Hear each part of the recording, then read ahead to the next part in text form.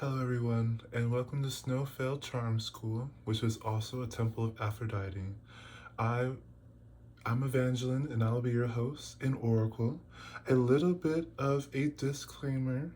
If you reside in the category of romantic resistant, um, which includes narcissism or a narcissistic personality, obsessive personality, and antisocial personality, if you believe that you are in the spectrum, which you probably wouldn't have the insight to know that, but this is your warning, all right? You'll likely stay due to your personality, but this is your warning. And I'll leave it at that. I am going to jump right into a reading for you all today. How I do my readings, I'm going to pick a card to signify the recipient of the energy, or who would seem we, who would seem we, who would seem we, who would seem we. I would love a pet name who would see me. Aw, like a little dog, like those little dogs with the curly tails. Who would see me? Who would see me?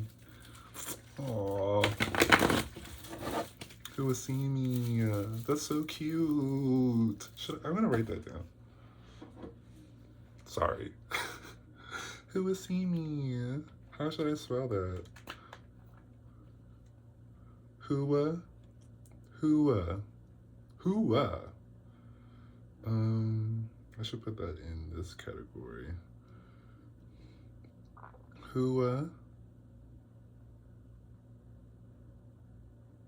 See me. Oh, so cute. Who will see me? Who will see me? I swear I'm gonna get a pet name of who will see me. Like a rabbit, a dog, a rabbit, a cat, anything, honestly. Who will see me? My firstborn child, who will see me? You know, if I had, sorry, there's a gnat. If I had a child, I am sure Rumpelstiltskin would come over to me and ask for it. I'm sure of it. Sure of it. Sure of it. Sure of it. It would be a strong no from me, but I'm sure. Anywho, you may or may not resonate with the main character of our tarot card reading, or client. You may not resonate with our client, the person who's asking for aphrodisial advice. I'm gonna try to work on my intros. I feel like I use a lot of terminology a lot, but not in like a consistent way. But whoever is like looking for our guidance, who's come to the temple for guidance, you might not be the person coming to the temple for guidance. You might just be enjoying the atmosphere of the temple. But we will determine, someone's asking for advice, otherwise we wouldn't be doing a video. But we will determine who the person is asking advice based off their personality. The cards will indicate their personality. And that's going to be one of 12 personalities according to my personality checklist. And those 12 are separated into 4 groups, so there's 3 in each group. The first group is going to be, sorry, I have it in my notes. I didn't practice this and I didn't write nothing down, okay? I'm new, all right? I'm new to YouTube, right? I'm a YouTube newbie. YouTube newbie? YouTube newbie? Who will see me in YouTube newbie? I'm sorry. YouTube newbie. to newbie. Okay. Those are, if I have twins, it's gonna be who will see me and you to newbie. Okay? I'm having too much fun. Anyway, the 4 got my phone out to read the 4 categories. Okay, the first category is going to be romantic desperate, and that's going to include dependent personality spectrum, avoidant personality spectrum, and repressed personality spectrum. Now, repressed used to be called stable. If you've been here for my other YouTube videos, or if you ever watched any of my other videos, that's what I'm referring to.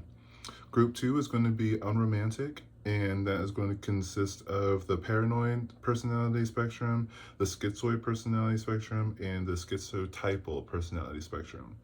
Group 3 is going to be the romantic resistant.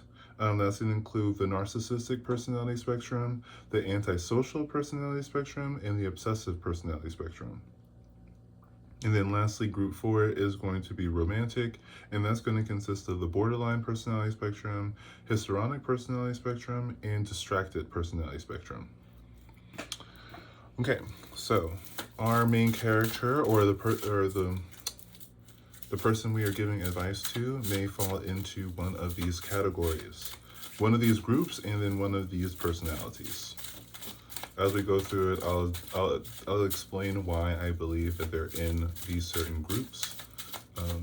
If you do have any questions about how I categorize personalities or anything like that, feel free to leave them in the comments. I will answer them as best I can.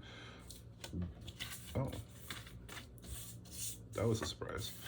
As best I can. You know, all of this is a journey in educational exploration. So I don't know everything right now, but I will tell you everything I know as I know it. Okay.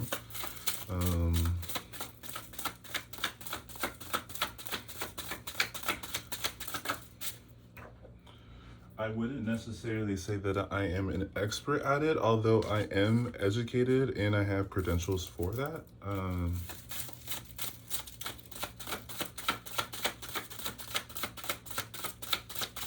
Which maybe I should put in my description. I don't have a description in my YouTube.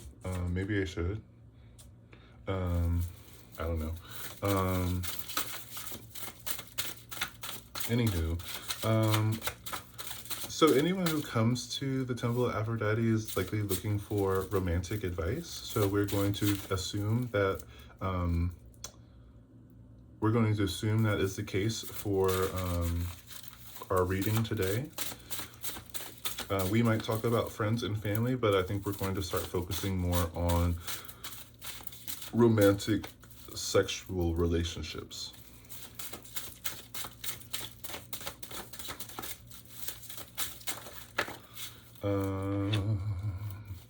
I give fair warning to, I give fair warning to everybody. I'm gonna say exactly what I mean, or like exactly what I think. I'm very opinionated, and I'm okay with being seen, so I'm gonna say it. Due to my histrionic behavior, although I was, I was thinking about like maybe I should lean a little bit more into like I was thinking at one point, I was thinking that what I call distracted, I used to call social, now I call it distracted. I used to think that the goal was to get on like to distracted level. I do think that distracted personality spectrum is one of the ideal ones, but the other three are kind of equally ideal. They all have their kind of flaws, and that usually shows up in misalignment.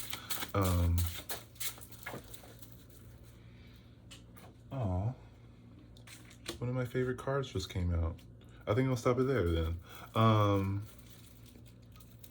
So yeah, so if you believe you're on borderline personality or histrionic personality, and you might feel uncomfortable with that because there is some criticism for that. Of course, there's going to be criticism for all of them, right? There's going to be criticism for all the personalities. If you think that there is a way for you to avoid the criticism, there's not. Unfortunately, there's not. If you moved into distracted, you would, carry on the criticism of being like easily distracted, unfocused, all over the place, spread out, maybe too available.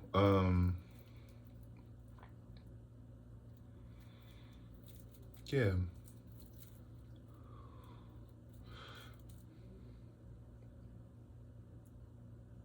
maybe too available.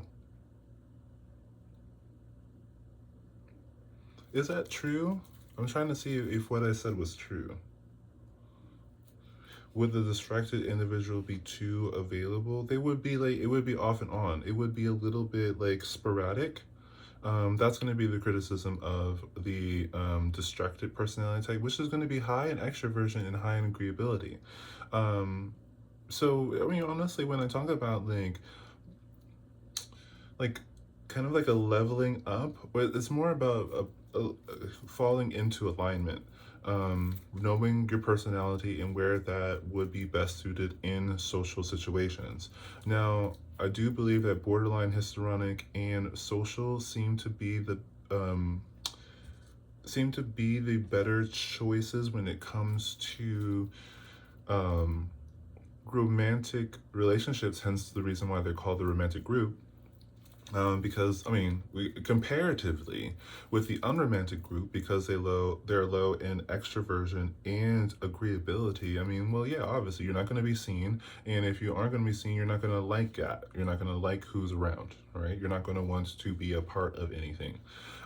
With the romantic resistant, you're going to be seen, but you're not going to like or be. You're not going to want to compromise. You're not going to be want to unify. You want to be better than everybody else. So it's not going to be really helpful when it comes to a romantic relationship. In the romantic desperate, you're going to want to unify, but you're not going to be seen or be seen like as a complete whole person. Like I think that the romantic desperate can fall into a romantic situation, but it's going to the lack of extroversion, or therefore like the lack of confidence, is going to cause issues into the relationship. Now, so the ones who are high in extroversion and high in agreeability, hence the romantic group, are not going to have those same issues.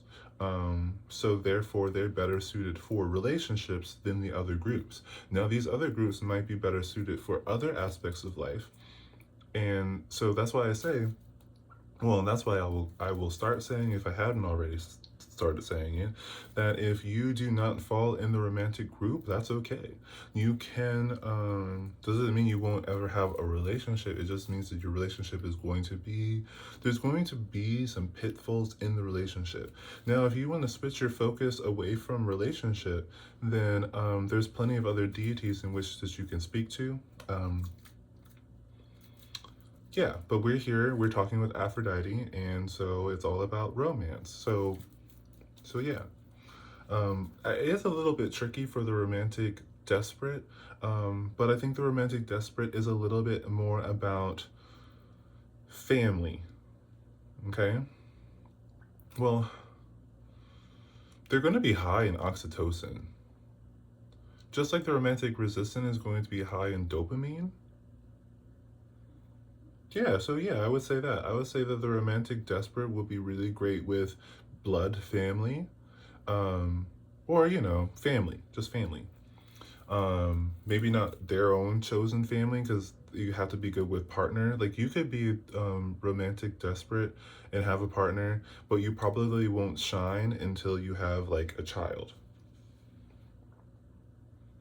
Yeah, because for the dependent, you'll do everything for them, which is nice for some children. Some children appreciate that.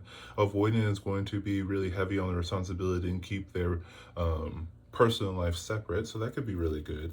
In the stable, of course, or not stable, the repressed is going to be really good at letting the particular child shine in the situation, as opposed, trying to overshadow your own child, which some relationship or some personalities would do, like the romantic resistant, which I think would be better off with a sexual partner, because they can be like the obsessive can allow that to be a perfect situation, perfect scenario. Like it can be very timed, very organized, very in and out, or whatever, however long it is, but the session is.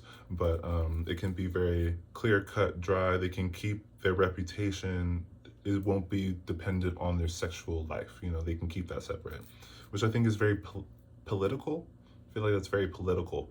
The Antisocial is going to be pretty good at that because it's going to be rather competitive, exciting, thrilling, dangerous, and everyone who loves dopamine loves a little bit of danger. And for the narcissist, it's going to be, a little bit more of like humiliation fetish type of thing. It's going to be really good for like stimulating um like an emotional response to sexuality, like almost triggering. I do think that as a dominant submissive type of situation seems rather ideal. I can't really see too much problem with it, but yeah, I think that the romantic group can do both oxytocin and dopamine, and that's what you need in order for a soulmate type of relationship. The unromantic is going to be probably better at serotonin if they're going to be if they're going to consider anything, honestly. Um, but the romantic could be just really good at serotonin, honestly. Um, yeah. I mean, the borderline is going to feed you. The histrionic is going to want everything to look pretty, and the social is going to want to communicate with everybody during the party type of situation. So yeah, I do think that yeah, personality is a little bit flexible. You can change your personality with mindfulness, therapy, or in a good therapist, not just any therapist. You have to be mindful of that. You have to understand your therapist's personality before you go into it. I would definitely find if you're looking to enhance, let's say, your personality or de-enhance. Depends on which way you want to go. I would pick a therapist that embodies the personality that you wish to emulate. All right, don't just because they're stable and listening to you doesn't mean they're going to elevate you. All right, that's just my like 2 cents about that. So, let me just say that our main character here is going to be the lovers. Got to cover them up because they ain't wearing no clothes, which is fun. Which is fun. It's a shame that nudity is such a problem, but yeah, our client is going to be the lovers. So this could be two people. So we could be doing couples counseling, or we could do just one person who seems to be in the romantic category or romantic desperate. I feel like it could be either one of those two. And then we have the Queen of Cups as the reason why they're, or not the Queen, the queens. I consider queens as adults. All right, the kings are elders, the knights are adolescent, and the pages are children. All right, so this is an adult, male or female, doesn't matter. Um, so they're looking to embody the adult of cups. So this is going to be high agreeability. So they're probably looking for here. They're looking for a partner, I suppose, or they're looking, or if it's two people, they're looking for they're looking for a better relationship. I don't know why it is that their relationship is seemingly on the rocks, but we'll get into it if it's two people. It might not be two people. Put that there. Under the lovers, as far as the background goes, we have the Six of Pentacles. So this is going to be someone who is very giving, or has always been giving, or has like a strong notion of being charitable, giving back to the community. Sixes are all about return, and Pentacles are all about conscientiousness. So this is like kind of making, they're used to making things better for other people. So it's giving a little bit of borderline energy. Um, and so can't wait to get into a little bit more of distracted energy. I haven't done one yet. Um, I haven't done one yet. I can see a few cards that I think would indicate that. As far as their aspiration go, is going to be the sun. So they have really, really good aspirations. Really good background, really good aspirations, really good presence. I'm thinking that this is one person. This is a lover boy or a lover girl or a lover person. This is a lover person. And they're looking for, happiness. They're looking for happiness. Um, If this is two people, then they're looking for mutual happiness. Again, I don't see why that would be a problem with this background. Um, on one side, which could be one person, one of the people, we have the Adult of Wands and the Intemperance. So the Adult of Wands, so the adults are all about agreeability, but with the Wands adding the extroversion. So this is someone who's like passionate. This could be someone who's rather protective, yeah, loyal, kind of all those things that you want in a relationship. And then with Temperance up there, it's very like kind of protective of peace, balance, unity. Very, very nice energy. This is super, super nice energy. Yeah, this is super, super nice energy no matter who it is. I think this could also, if we wanted to pull something out of the romantic desperate, I could say that this could be a dependent energy, maybe. Um, Let's look at the other side. On the other side, we have the Seven of Cups and the Nine of Wands. So this is like a little bit of like confusion as to why it is they can't go anywhere. And I'm gonna second that because I do not know what's going on here. I don't know what the problem is. All the other cards that we read up until this point have been exceptionally positive. But there's a little bit of confusion and a little bit of like this could, yeah, again, I think this could be borderline energy. I think this could be borderline energy. Like it's giving me I do everything I can do. I don't know why things aren't working out, or yeah, it's giving I've done everything I can do. I don't know why things aren't working out. And maybe we'll get some clarification on that. On the side of the kind of like protecting balance and peace and unity and all that stuff, we have the Elder of Wands and the Child of Pentacles.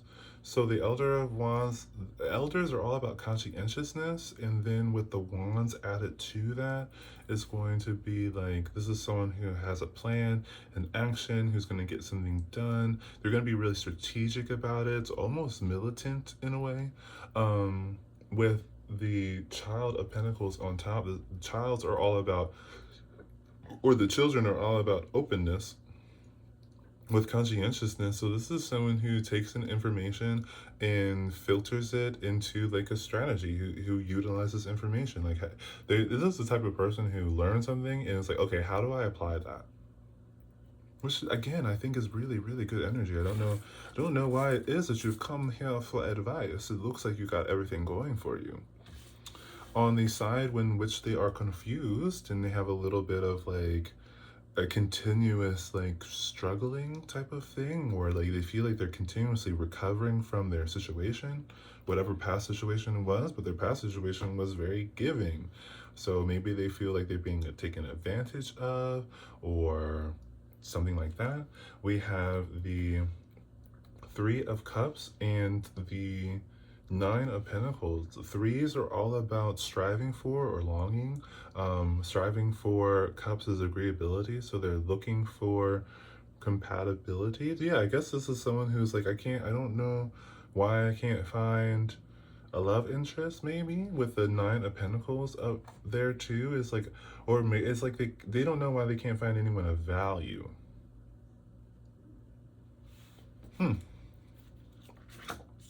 For borderline, I would say that, I mean, we talked about this before. We've already talked about this. You come back? You were confused? You want me to say it all again? It's a little bit of wasting my time. Maybe that's why you can't find anyone of value. I feel like that's a little disrespectful. I feel like that's a little disrespectful. You know, I'm going to ignore this question. And I am going to move on to some clarification cards, because what the fuck? We talked about this already. You want a synopsis of what I've already said? All right, I gave you a synopsis, but this is as far as I'm going to go into it. Please check out the other borderline personality review videos, because what the fuck? I'm going to say, I said it before, I'll say it again, maybe you'll hear it this time, but you can't find anyone of value because you're looking for people who don't have value, because it gives you an ego boost to help people who don't have value, all right? You're going to have to approach someone who you think doesn't need you. All right? All right. Hey, how many times do I have to say things? How many times do I have to say things? That's crazy. That's really crazy that you come back here and bother me. I have other people to talk to. That's just... I should kick you out. I should kick you out. Dang, like I'm talking to myself.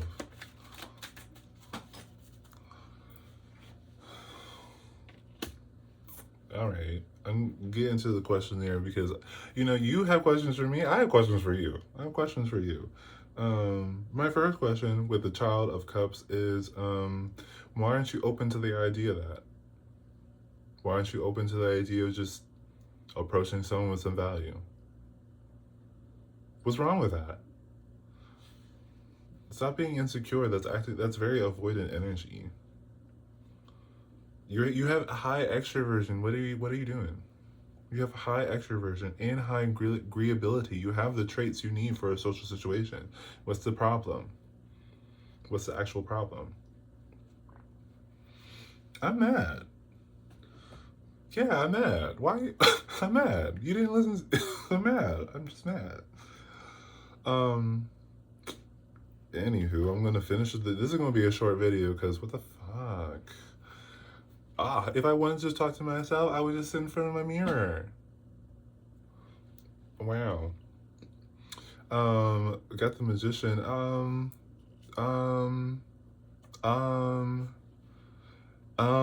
You want to manifest someone who is like,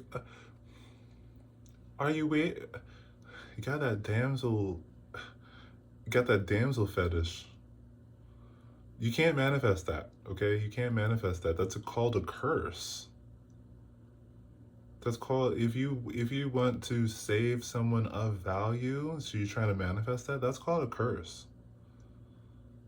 And curses are okay, all right? Just direct them where they should be directed or how they should be directed, because they'll just come back to you. So that's why you have to be really mindful of the spell work you use. You silly. Gosh. Then we also have the Wheel of Fortune, and like, again, I feel like, what are you doing? What are you doing? You're the one who's looking. You're the one who's looking. They're not just supposed to show up. Okay? You're the one who's looking. Okay? Go look. Why are you waiting? What are you doing? Again, the combination of these two things is like you're trying to have a perfectly valued person come over to you who needs your help. Like, that's called a curse. You approach them. That's your role. That's crazy. What I mean is it this is what I'm thinking of? Is it the feminine energy that's getting you all caught up? We don't it's not. It doesn't matter. It doesn't matter if you have the feminine energy or not.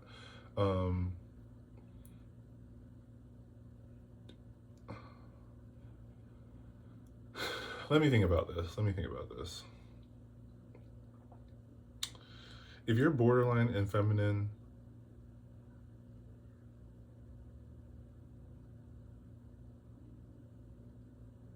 it's very much, have you seen American Horror Story, the third one, Coven, where what's her name? I can't remember her name, the actress, and I can't remember her character's name, but she's the one who could read minds, and she has to wear headphones because hearing all the noise and stuff like that bothers her while she's trying to read and stuff. Well, and then what was her name? I want to say like Margot. something like that. When she's supposed to be like the superstar who can move things with her mind. Like the two of them were eyeballing the neighbor, right? A neighbor guy, and he was like super hot or whatever.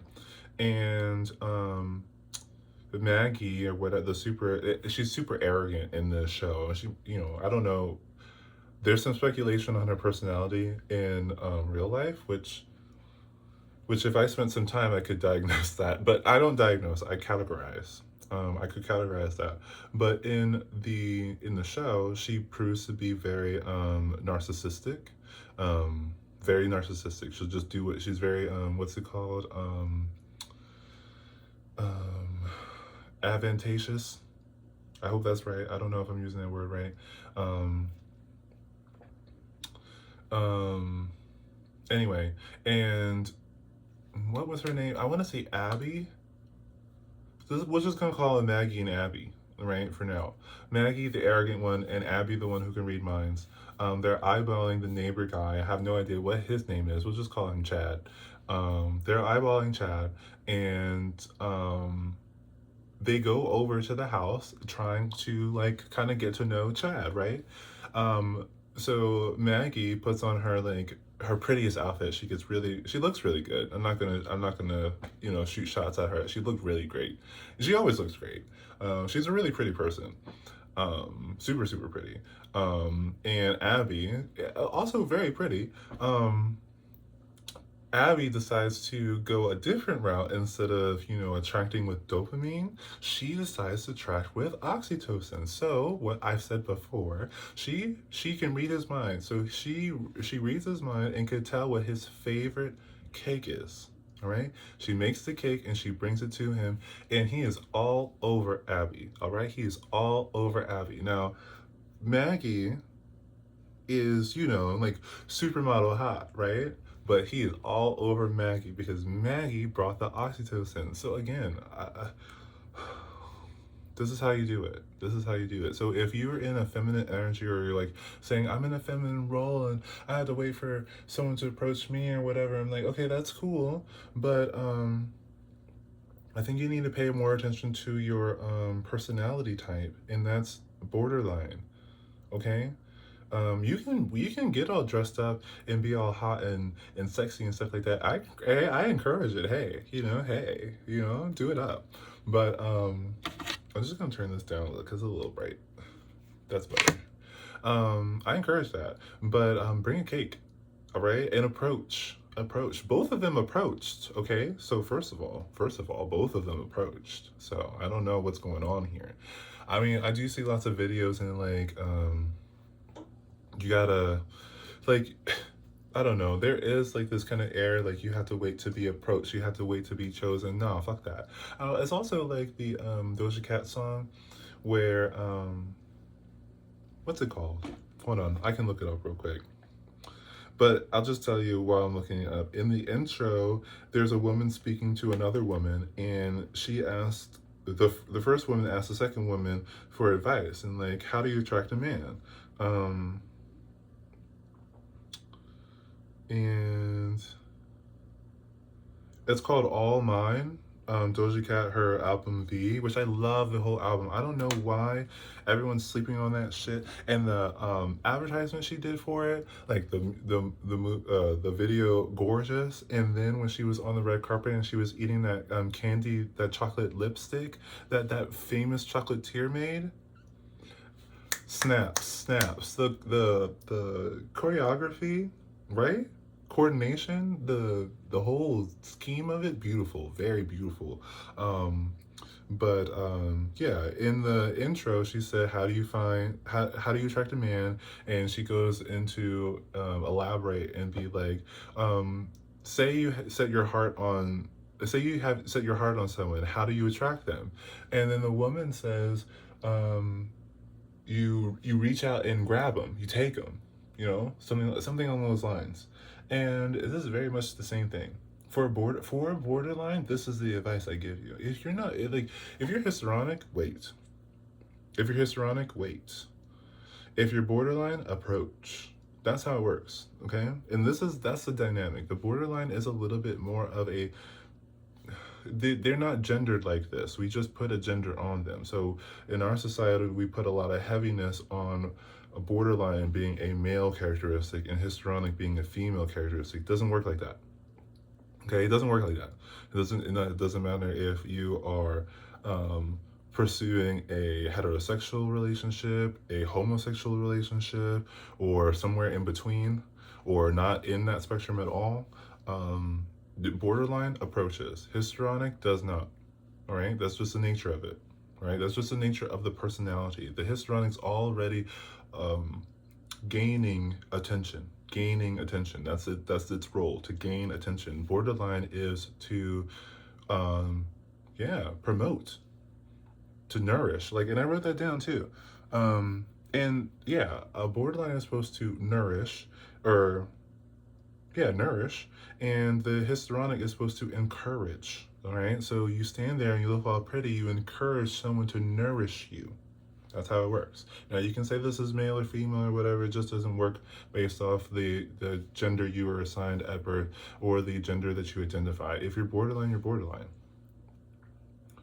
You can't. You're not going to get a histrionic to come to you unless, like, how would that work? How could you get a histrionic to come to you? Oh, a party. Host a party. Like the prince did for Cinderella. Host a ball. Invite her to the ball. And then you approach her at the ball. You know, you got her to come to the ball. That's as close as you're gonna get them to get to you. Her, him, them, whatever. Whatever it is. Invite them to a party. Yeah, invite them to a party. Invite them to your party.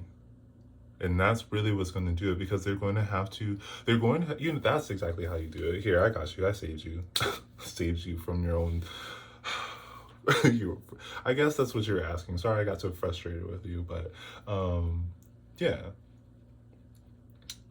If you're asking how do I attract valuable people, you have a party and you invite all of the most valuable people to attend, and then they'll all have to greet you because it's your party, and it would be rude if they didn't. And if they don't approach you after being invited to your party, then you'll know that they're not a valuable person. Yeah, invite them to a party. And then when they greet you, or when you greet them, when they, you know, say, "Hey, I'm here at your party. It looks wonderful, blah blah blah. Oh my God, look at all the food. Like, oh my gosh, it's such a wonderful party." Then you say like, "Oh, I'm so glad that you're here. You look beautiful tonight." Something like that. And then like, "Oh my gosh, thank you so much." And then you could be like, "Can I show you around?"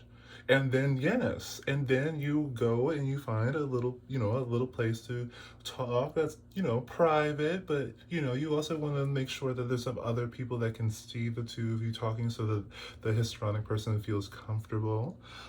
This is real dating advice. Yeah,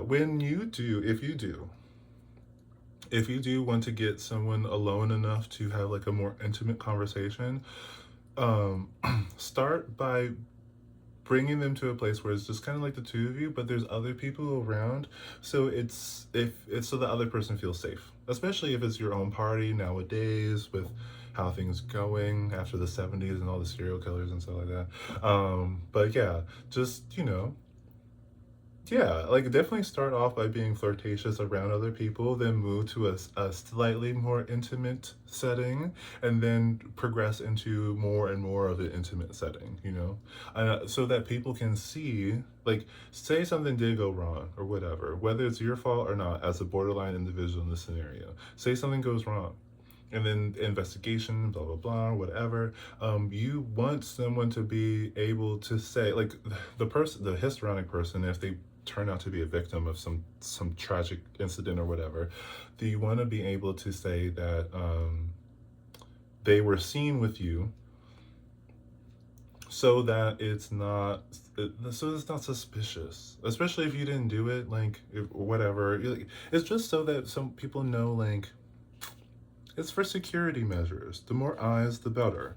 You want to be somewhere where it's easily seen. Like, say, like you went to the backyard or whatever. You just go a little bit further to the backyard. Everyone can see you guys, but it's like if someone started approaching, you would know, and you could switch up the conversation to be a little bit less intimate if you're trying to keep that privacy or whatever.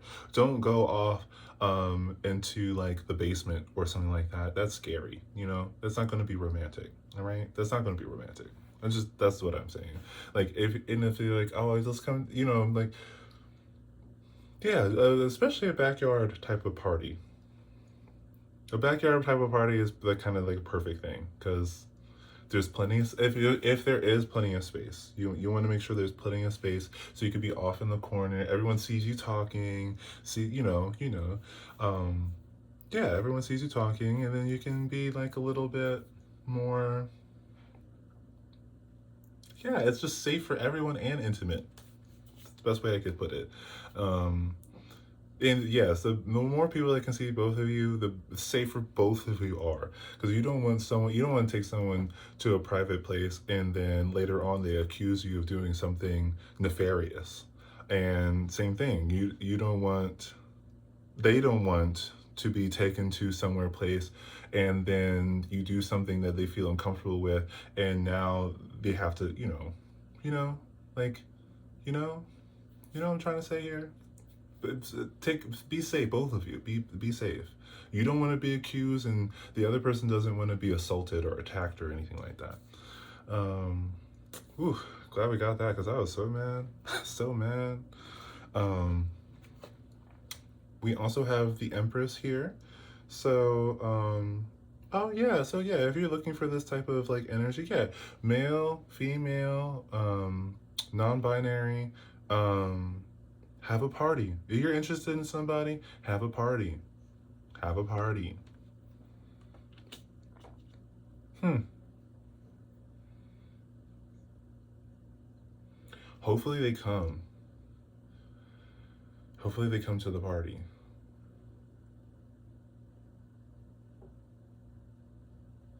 It used to be different. You used to be able to do a party like that. But now everyone kind of already has to know everybody. And or they could bring somebody. You can be like, hey, bring a friend or two. Come to the party. You know, that would probably make them feel a little bit more safe.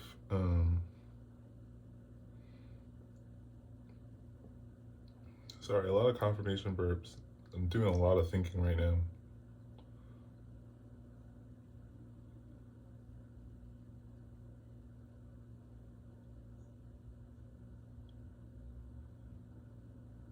Hmm. I mean, it works really well if it's like a. It is, that is a little bit difficult actually. Would most people come to a party like that?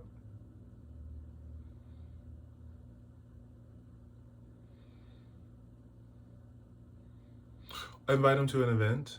Invite them to an event. That's really you approaching them though.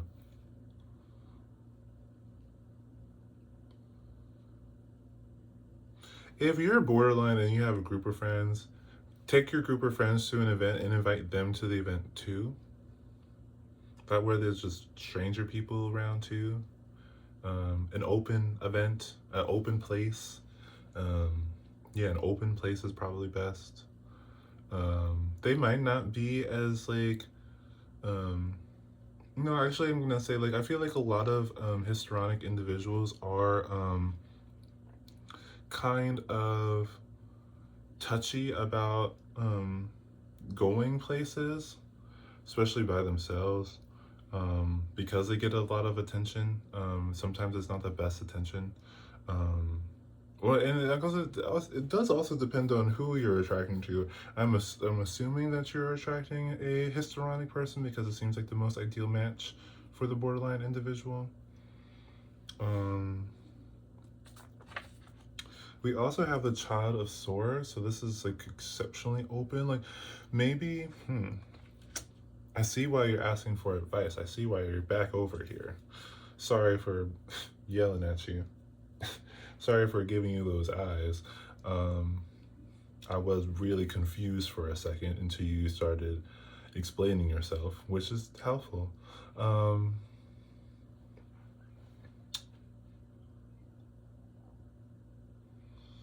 I would say if you're a borderline individual and you're like, all right, host something. It's really cool if you host something. I feel like that's really aligned with the borderline energy. You guys are party planners anyway. Definitely great hosts and hostesses. Um, Very great hosts. Um, I mean, it's warm now. A barbecue. Um,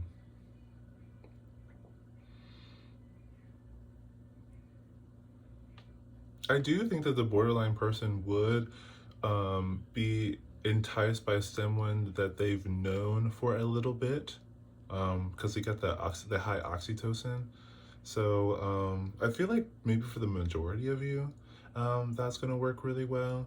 But if you are interested in histrionic who is a little bit more isolative, and they kind of tend to after a certain degree, at a certain turning point, they all tend to be a little bit more isolative that I've seen. Um, and if that is the case, then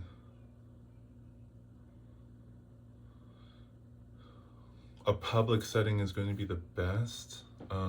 They definitely wouldn't want to be surrounded by only people you know. They don't want to be surrounded by people they don't know, because that energy could be like it could depend. Um, so like the more people at your party that they know, the better. And definitely the more people at your party that you know that person likes or hangs out with is the better. Um, yeah, it's the better. That's the better situation. Um, otherwise, a public place like a fair or somewhere where it's like lots of people gather, but there's some place where you guys can talk, because you guys are high on that oxytocin. Well, you're high in oxytocin and dopamine, so it needs to be fun and you need to be able to talk. It can't be like a loud concert or a nightclub because it's just heavy dopamine. And it can't be a,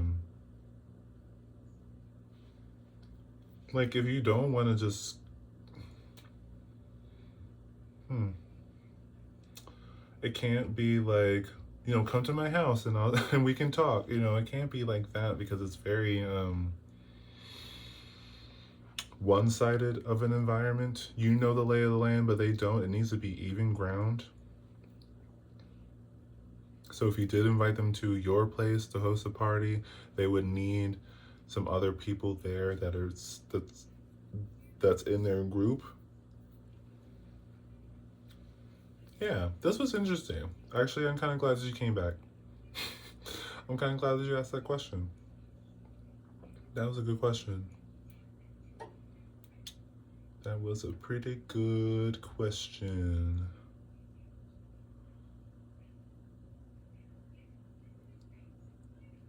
And also, yeah, it depends on like how comfortable they are with other people too. I do think that more feminine histrionics become a little bit more isolative for multiple reasons. But a more masculine histrionic might be down to just kind of like show up.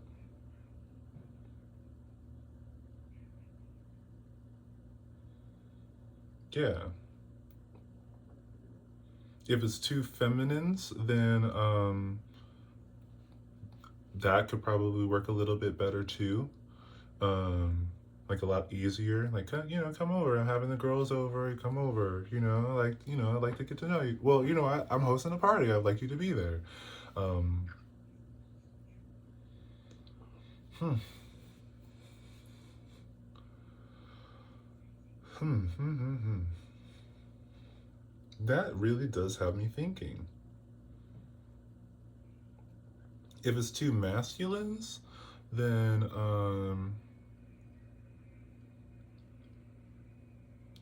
same thing. Hosting a party, having the guys over. Same thing. I would love for you to be there. and then you guys can like talk and get to know each other. It's not going to be very well. I mean, I guess it could be obvious. It could be obvious. Um, kind of want it to be like slightly obvious, although the Hisron is going to dress to the nines anyway, and you're probably going to host the most immaculate party there ever was. So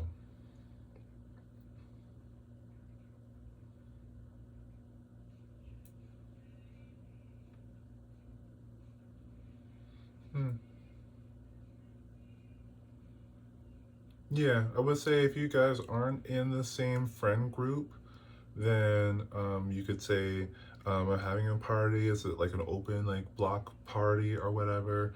Bring a friend, something like that. Yeah, something like that. Especially if you're like older. If this is like, in high school, it's easy because you probably will know a lot of people. Like you both will probably know a lot of the same people. Um, it'd be kind of funny if you're older, you could host like a faux reunion, but you have to assume that the person that you're trying to court is also who's like still cool with those people. Hmm.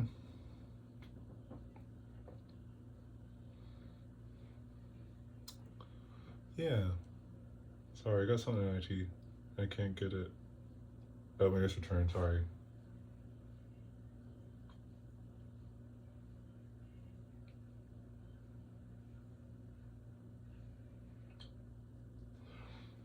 Sorry about that. I think it was a strawberry seed. Been eating a lot of strawberries today.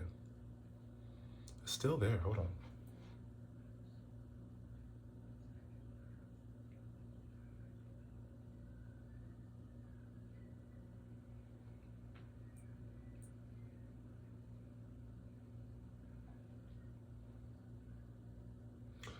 I don't know. That's the most elusive strawberry seed I have ever had in my teeth. I'm gonna brush my teeth after this. Yeah. Mm.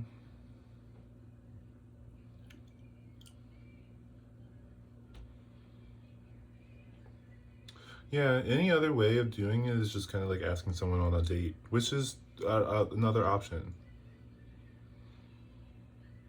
Yeah, if that wouldn't work, just ask them on a date, which is something I kind of said already. So I'm mad again. But yeah, something that you know that they're interested in, and again, something where other people are gonna be. All right, I think that's my cue. Um, I hope you enjoyed the video. If you didn't enjoy the video, then that's totally your choice, and I completely respect it.